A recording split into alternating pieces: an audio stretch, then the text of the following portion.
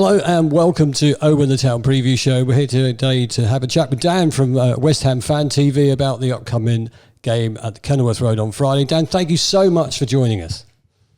Yeah, thanks for having me. Like I said, really great to actually speak to some Luton fans. I think a lot of fans have been excited to have you guys in the Premier League and a new team. And really interested to see, obviously, with the first team, I think, to play you at your ground this season, which I think is supposed to be getting a bit of an upgrade. Well, in the league anyway.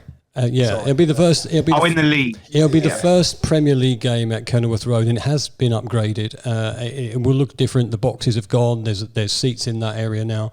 A whole new media gantry. Do you think that's a big thing coming for the first game? Because, you know, we do really need to get on form.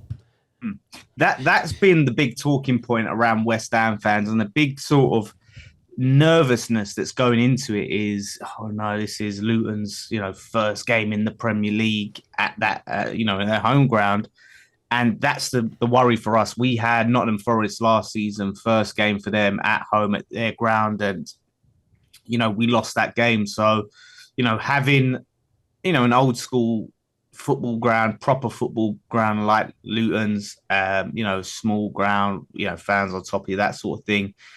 It's a different ball game, and that is the big nervousness for me. And, I think it's a great chance for Luton to get their first win. We're flying high, but I mean, I do not take this fixture for granted at all. A lot of teams have already written us off, and we've discussed this in the past with other people. But has West Ham start been sort of a little bit under the radar? To be fair, they 1-1 against Bournemouth and then 2 cracking results. Yeah, I think that's right. I mean, like you said, a lot of fans have written Luton off, I suppose, in terms of survival for the Premier League. A lot of fans sort of writing us off in terms of being back where we were in and around the European places. And I feel like it has gone under the radar. We've had quite a difficult start. Bournemouth away, first game of the season. It's always been a difficult place for us to go. Then Chelsea at home, who you played. And then Brighton away. We haven't beaten Brighton in like 11 years since we was in the Championship in 2012. That was huge for us, and they're flying high. So, yeah, I think we've had a really good start and really impressive and a bit surprising. But, not many people talking about it. It's crazy. I've got something about jumping in there about the Brighton as well, because my mate's a West Ham fan and he loves it. And I was watching the game with him the other night, and he was like sitting there going in the pub going, "Oh, we've beaten Brighton. I was like, "Mate, just shut up and sit down." He's like, "No, you don't understand. Like, we never beat Brighton. They always score like 4 or 5 against us." It was like you say, yeah. It was like a cup final. That like winning that. I was the second next to winning the Conference League last season. I haven't been that happy in a long time. I was going to say that I was looking forward to West Ham coming to Luton because I genuinely thought we have a chance there. And then I've seen that we lost to Chelsea 3-0, and you beat them 3-1, and we lost to Brighton 4-1, and you beat them 3-1. And now I'm thinking, should I worry? Should I worry about the form of West Ham? Where has this form come from? You saying that makes me worry. Well, that's good. That's good. West Ham. That is as West Ham as it gets, right? This is a thing we say, enter West Ham. That is West Ham for us to then go and lose to the team that's lost to the teams that we've just beat. So what's been the difference? Because obviously you lost a big player after the European trophy that you won. Obviously, probably not happy that he went, but are you happy with the replacements that have come in? Yeah, I am. It's I think we've gone about our business really well. It seemed like we was a bit slow to make the signings. We went a while from selling Declan Rice and not replacing anyone. And I was quite annoyed because I was thinking, why do we not have these players lined up? You're selling Rice. We knew for a long time we're selling him. Didn't seem to have him lined up, but we've got the new technical director. And for those who don't know, Sullivan was the man who had a big hand in identifying and signing players, and he was just a shambles. He's not a serious guy. Now we have someone serious who's been getting these deals over the line. Ward-Prowse, who I wasn't against but wasn't excited, has been brilliant. Honestly, I think he's 2 assists and a goal so far from him, is it? Yeah, exactly. Yeah. Seems to just taken to the club so well and seems to be such a shrewd signing. We've got Alvarez, who is that defensive midfielder, that Rice replacement from Ajax. Yeah, and we've got Mavropanos, who's was at Arsenal as a centre back, and looks to be a good squad player. And Kudus, which is the big signing for us from Ajax, that is the exciting sort of factor for us. So yeah, I think we've spent that Rice money very well, and we've still got more to bring in. And the difference to me, it just seems to be Moyes is going back to what he knows, what works. He tried to tinker and change things last season, and it just didn't work. We had Mark Warburton in as assistant manager who had a completely different philosophy and way of playing. There was a lot of clashing, and he's gone, and Moyes is just really seems to be back to basics. And it's working. So I think that's it. Moyes is I just fair about play to to say, him. sorry, I might jump in there, Dave, quickly. But I say, what's the general consensus around obviously Moyes around West Ham? Because I was like, my mate, like I said, he's West Ham. He does my absolute nutting, right? 1 minute it's Moyesiah or whatever it is, and next minute it's like fucking get him out. Do you know what I mean? Like get him out. It's like it's no like consistency. It's always like I'm hearing one minute he's like the best thing since sliced bread. Next minute he's shocking. Like, that's what I keep hearing. That's kind of like how it is, yeah. And I'm guilty of that. The big thing for me is it's the style of football. You can take this style of football. You can take that defensive, low possession style of football when you're winning games. But the moment you go on a bad run, it is unbearable. It is so hard to see you losing games, getting passed off the park, not getting near the ball. So that's why it's sort of that faith where we go on, say, like a 10-game bad run. It's hard to sit there and go, oh, it's all going well. It's fine. We're going to get back there, because you're suffering that bad football when you're losing. It looks terrible when you lose. But when you win, like the Brighton game, you look like a genius. It was tactical. It was a masterclass. So that, I think, is the reason why I said I'd give Moyes a chance this season. I said I'm supporting him. But I can't say that if we go on a bad run, it's going to be hard for me to keep the faith and stick behind him, because it's just so tough with the football. The problem these days is they have targets to meet, don't they? And you'll find that if they don't, they're all under a lot of pressure from the fans, from the board, or whatever else. But absolutely, it says here that David Moyes has had the best win percentage of any West Ham manager in the Premier League era, 39%. I mean, that's a good thing. Of course, hit last season. Yeah, and like, going to Europe must have been an absolute brilliant journey for you guys. Yeah, it really was. We had a few near chances. We got into Europe through the fair play option, I think, under Big Sam, and then Bilic was there, and we lost to Astra Guru. And then we finished 7th. Yep. And we lost to, we went in and we lost to them again. We lost to the same team 2 seasons in a row. So we got a little chance. It didn't quite happen, but when we got to that Europa League, getting to the semi-final, it was a dream, getting to go on those European away days and seeing us, beat teams like Sevilla and Lyon. And it was unbelievable. And last season, even the Conference League, I love the Conference League. Some people knock it, but I think it's such a good opportunity for other clubs to really get to have the European experience. And I hope you guys stay up and can build on it. It just gives you a chance, because even for clubs like Luton, you stay in the Premier League, it's not out of the realms of impossibility that you can get that 7th place and get Conference League football. And I think for your fans, you would love it. Of course. And I hope everyone gets to experience it. On the beers, cheap booze in Germany or wherever you're going to, and it's like, hang on a minute, this is a bit all right, isn't it? Well, we're going on holiday this year, missus. No, we're not. We're going to football. Same thing, isn't it? No, I would be saying that if you're as old as I am, then you'd have missed out. No, it's genuinely, you'd have missed out on a couple of opportunities when we did qualify for Europe, but we couldn't go because of the European ban. Yeah. And we had that as well, because we was supposed to be in the European Cup in '86. We finished 3rd, and we had that opportunity to go, and we was stunned by that as well. So disappointing. So any chance of doing that, and I don't belittle it anyway.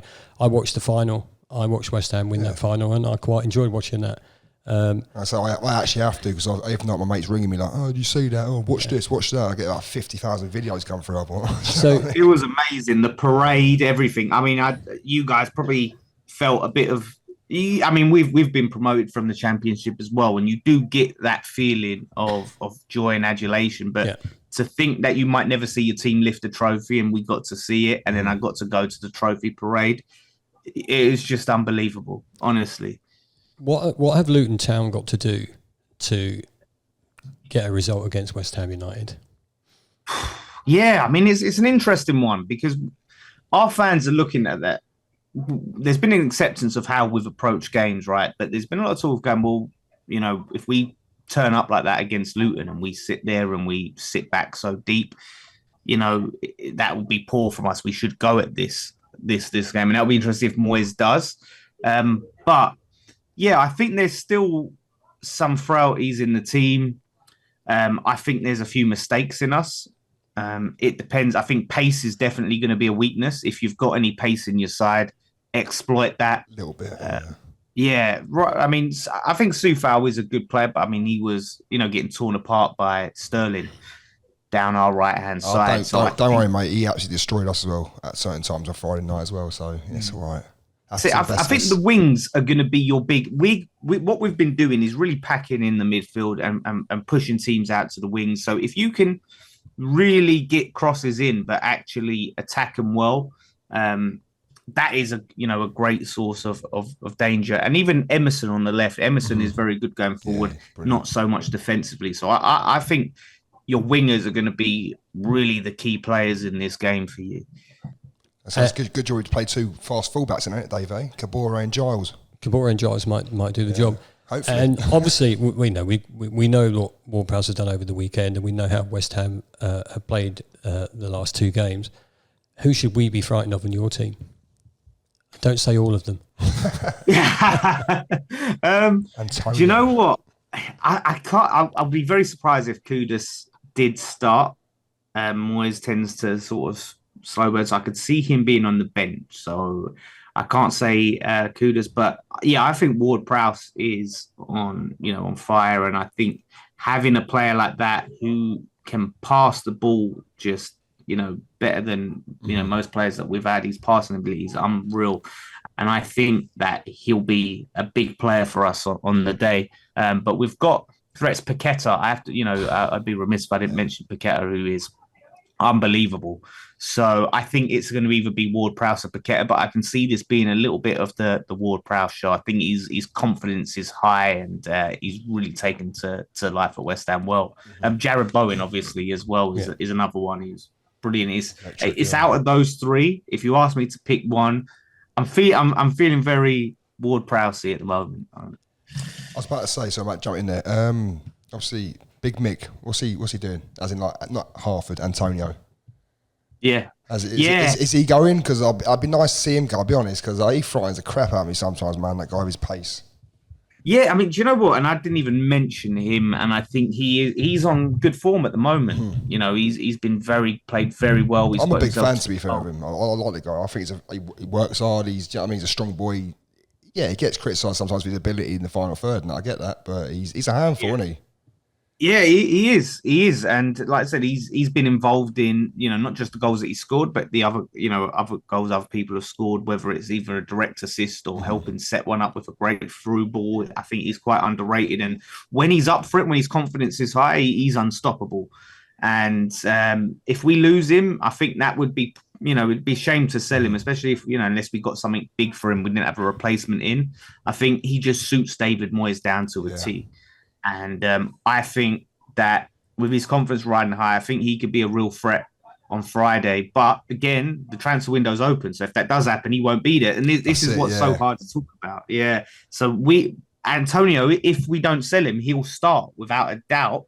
But he might not play, which is going to change things. Then you've got Danny Ings, who doesn't really fit West Ham, hesitating to West Ham. Or you've got Mubama, who's a youngster who hasn't got a look in this season. That's where it is, unless we play like Cornet, who hasn't played up front, or Bowen up front, and then we put someone on the right. So yeah, it's a bit up in the air, but I would like to see him play this game because I think he'll be a real. So is there any talks of him actually going at the moment? Is he going to Saudi or wherever it is he's going? Yeah, he's been linked with Gerrard's team in Saudi Arabia. Right. Like I think Sky maybe put it out, but no real concrete sources. Yeah. But I can't. We are trying to bring in another striker regardless, but I can't see us settling, and I'd be very surprised if he went. I really would be.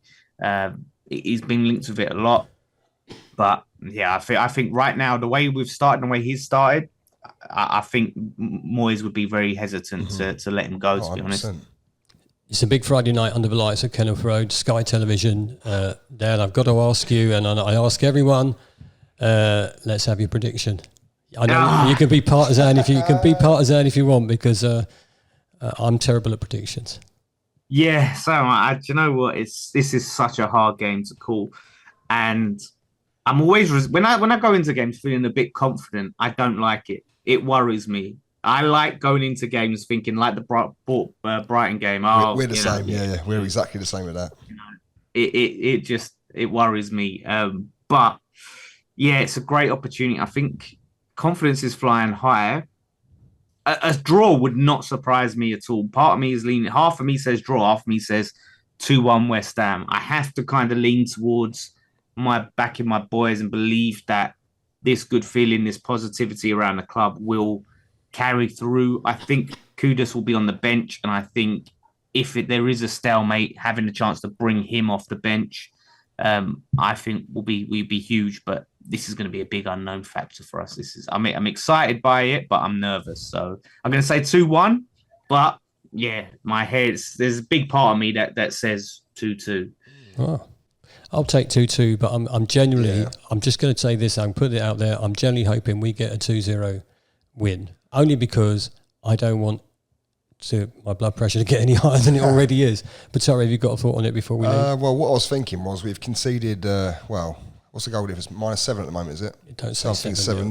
Don't say 7-0. No, joke, of course I'm not going to win 7-0. We've scored, so you've conceded 7 and we've scored 7. Yeah. That's interesting. 0-0 then, isn't it? Yeah, that's what I'm thinking. I was literally about to say the same thing. I think it probably would be. No, look, I think it's going to be a draw personally. 0-0, 1-0. I think a draw, but I think it's going to be one of those ones like everyone's expecting us to roll over. And I know it. You know it. You get it all the time from people. I'm not saying West Ham, I'm saying like in general. You know what I mean? Your pub fans, your fucking Sky season passes and whatever else sitting there. But genuinely, don't bother us. And we're fine. So, yeah, but I'm going to go for a draw. Well, let's hope. I think you'll score first. I think you'll be bang up for it. Please. I hope so. I've been saying. Nerves. Dan, I've been saying all season, and we've only had a couple of games right, but I've been saying if we're going to lose, can we score first? We just have that little bit of hope. And that's the big thing. I think if you score first, I think that only makes it difficult for us. I think it's going to be much more an advantage for us to score first and try and control the game. I think if us coming from behind, it's going to be a bit more difficult for us. So, yeah, I can see that. I think it's under the lights. Your fans are going to be bang up for it. I think the players are going to be bang up for it. This is going to be a real tough game. And I wouldn't be surprised if you guys got your first win. I really wouldn't.